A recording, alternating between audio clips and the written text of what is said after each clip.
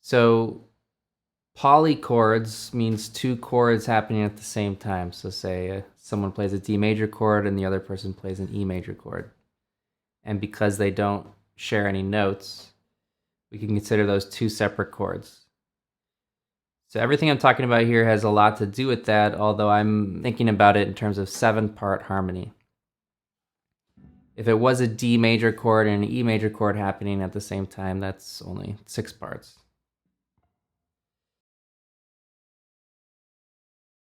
You definitely need a loop pedal to do this as a guitar player.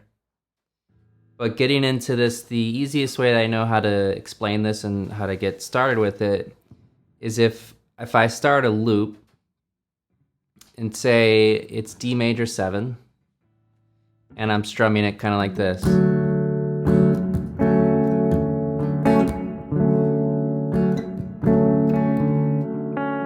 I'm going to be thinking of D Lydian, and so far I know I've used the 1st, the 3rd, the 5th, and the 7th of the mode.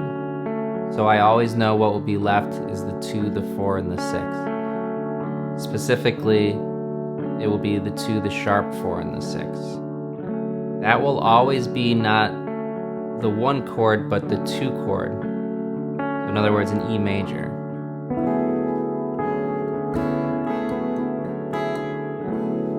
And you get this really cool, really pretty 7-part harmony. We're hearing all of Lydian happening at once. And you can make it more cluster-like. If I place the chord very close to the original voicing.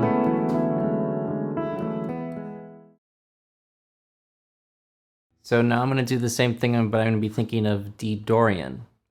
So again, I'm going to record a straightforward chord, a D minor 7 chord. And because I know I already have the 1st, the 3rd, the 5th, and the 7th of the mode, I know the remaining notes will always be the 2, the 4, and the 6. And again, that will be the 2 chord itself. So if I'm recording D minor 7, the 2, the 4, and the 6 is going to equal E minor. So I'll record the D minor 7 like this.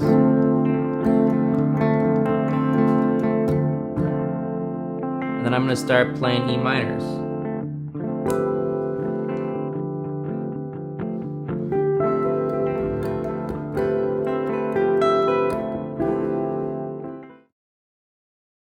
So if I play these loops back to back, I'm going to have a backing track of D Dorian followed by D Lydian. And because all 7 notes are contained all the time, there shouldn't be any sense of an avoid note.